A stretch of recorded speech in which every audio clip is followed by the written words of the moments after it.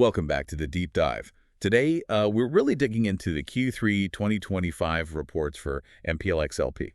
Yep, a major player in that midstream energy space. And we want to give you the critical analysis because, honestly, the big story here isn't just steady progress. It feels like a really aggressive overhaul. That's absolutely the headline. MPLX is making this massive strategic pivot.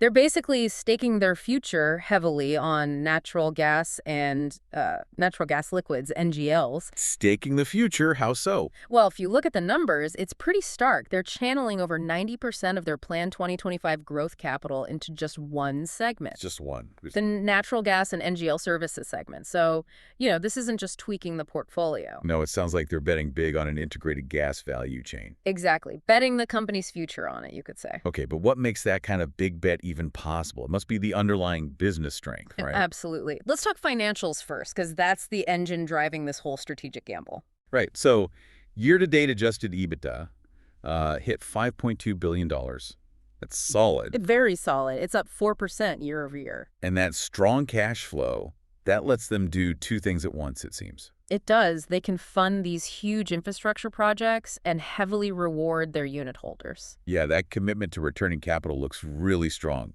$1.1 billion returned just year to date. Right. With the bulk of that, $975 million going straight to distributions. And they boosted the distribution again, didn't they? They did. A 12.5% increase for the second year running. That's a pretty strong signal of confidence. Definitely. So annualized, that's what, $4.31 per unit now? $4.31 per unit, yeah. Okay, so that's the interesting tension we need to unpack for you. They're aggressively returning cash now, but also spending aggressively for like a decade out. That's the tightrope they're walking. So let's map out where this ship is actually heading. You mentioned this integrated strategy. They call it wellhead to water. Right, wellhead to water. It's their big goal, basically owning the entire chain for gas and NGLs. The whole chain. Think total vertical integration. So from the moment the gas or liquids leave the ground, through all the cleaning, the processing, the transport. All the way until it hits, what, storage hubs or export terminals? Exactly. Especially those export terminals on the Gulf Coast. That's the water part. Okay,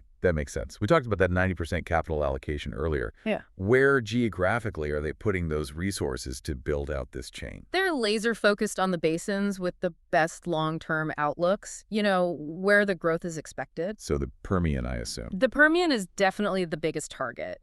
They're aiming for something like 40% natural gas growth there by 2030. Huge numbers. 40%, wow. But they haven't forgotten the Northeast, right? Huh? Marcellus and Utica. No, not at all. They've already got a massive footprint there, and they're leveraging that, targeting maybe 10% growth in that region through 2030 as well. And the scale they operate at currently is just, well, it's kind of mind-boggling. The source material says over 10% of all the natural gas produced in the entire U.S. goes through their system.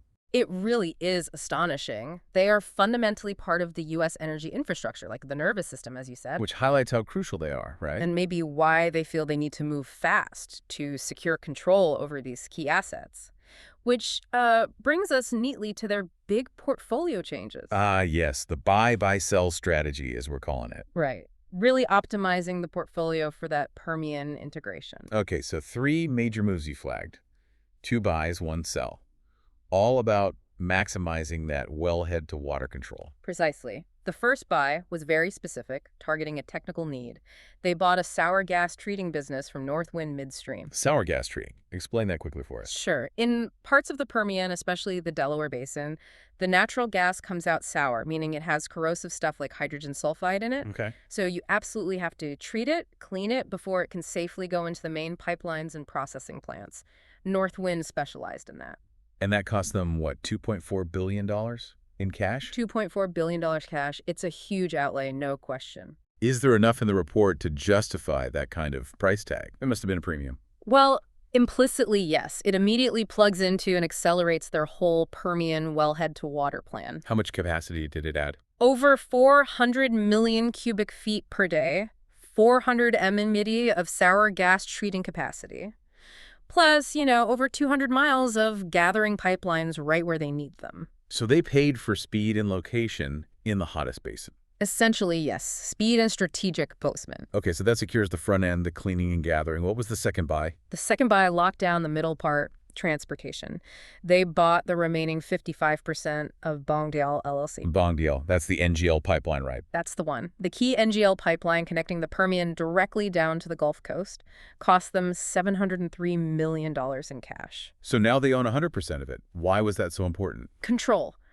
For their integrated vision, owning that critical link outright was, well, probably non-negotiable. It removes a major bottleneck, potentially. Makes sense. And what's interesting is the deal structure. It includes a potential earnout. An earnout. Based on what?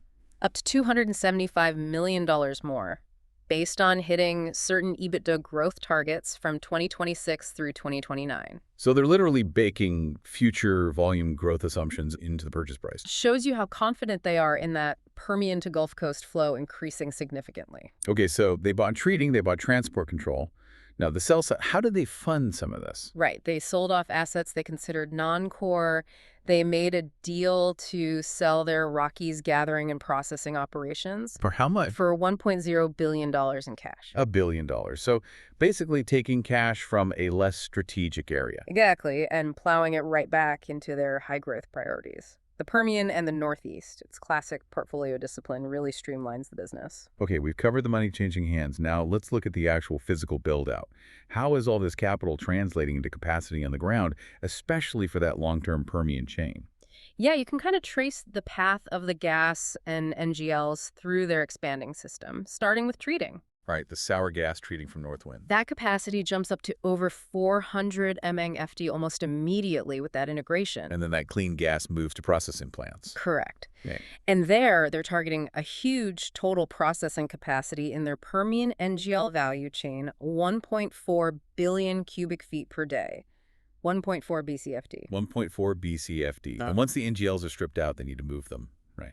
That's BANGL again. That's where BANGL comes in, yeah. They're actively expanding that pipeline's capacity. To how much? The target is 300,000 barrels per day, 300-mile BPD. 300,000 barrels. Just to give listeners context, that's like moving the liquid energy equivalent of, well, hundreds of thousands of standard oil barrels every single day. It's a massive flow, and that flow has a final destination. The Gulf Coast. The Gulf Coast. And they're Yeah. pouring money into the downstream facilities there, too, Yeah. planning future projects for fractionation and export. Okay, let's pause on fractionation. Remind us why that's so critical once the NGLs get to the Gulf. Right, so fractionation, or fracs, is where you take that raw NGL stream, which is a mix of different liquids. Propane, butane, ethane. Exactly. And you separate them into those individual marketable products. Without fractionation, you can't really sell the components effectively.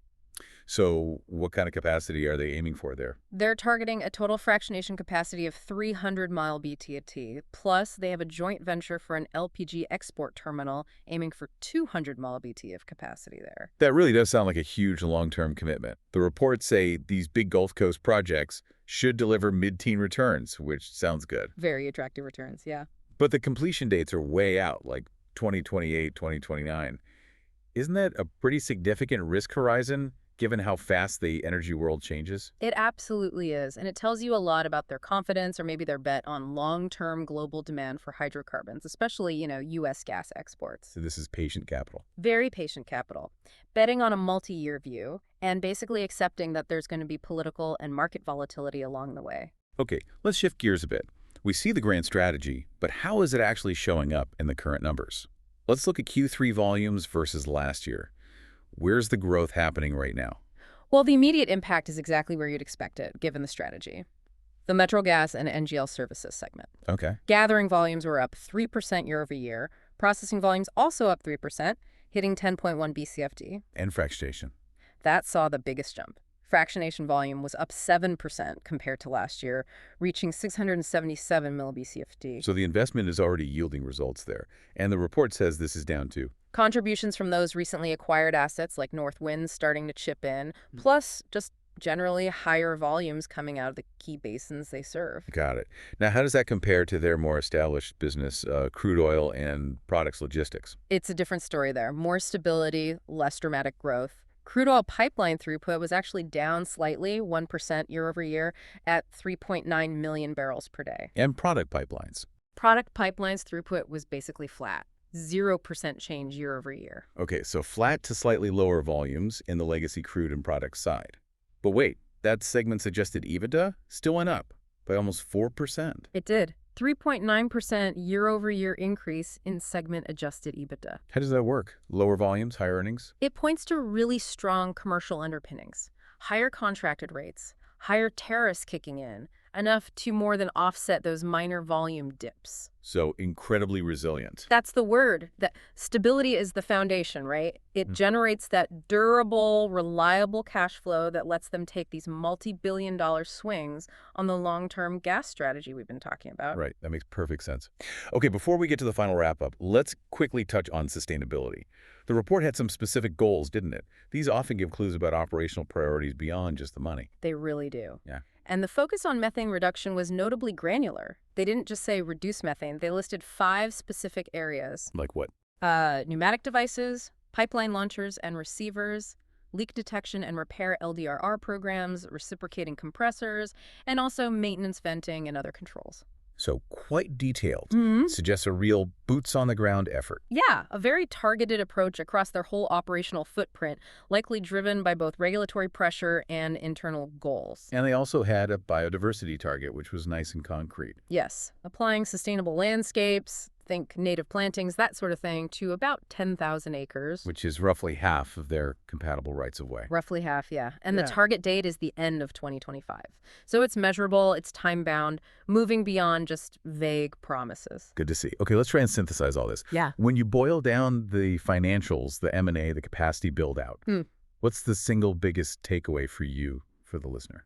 For me, it's the sheer focus, the systemic consolidation and unwavering commitment to building out this integrated gas future. MPLX is aggressively shaping its portfolio, buying Northwind, buying full control of BANGL, selling the Rockies assets, all to pour, over 90% of its growth money into that complete NG and NGL value chain. From the Permian and Northeast? Straight to the Gulf Coast water. They're absolutely determined to be the dominant logistics provider for U.S. gas and NGLs. And the really impressive part, I think, is managing that huge strategic shift while also delivering these incredibly strong and actually increasing cash returns back to the unit holders right now. It's a balancing act, which leads us perfectly into our final provocative thought for you to chew on. Okay, let's hear it. So, this company is clearly betting its future on mid-single-digit growth, driven by expanding these complex, integrated hydrocarbon value chains deep into the late 2020s, right? Those big Gulf Coast fracs don't even come online until 2028, 2029. Right, a long-term bet. So the question is, how should you, as an investor observer, weigh that projected, potentially very attractive long-term cash flow against some of the more immediate external pressures, specifically the evolving regulatory landscape? You're thinking about things like the Dakota Access Pipeline. Exactly. There's that ongoing uncertainty around the DAPL easement decision, which we expect sometime in 2025. And while the documents say their maximum potential hit from a guarantee there is limited, about $78 million. Right. The financial exposure might be capped, but the regulatory uncertainty itself, that creates a kind of near-term friction, doesn't it? It's a hurdle that sits right in the path of that otherwise smooth-looking long-term growth story. It's that classic tension. Long-term strategic vision versus near-term political and regulatory realities. Precisely. Something to really think about as you digest all these details. Definitely something to mull over. Yeah. Okay, that wraps up our deep dive into MPLX's Q3 2025 results. Thanks for joining us. Thanks, everyone. We'll see you next time on The Deep Dive.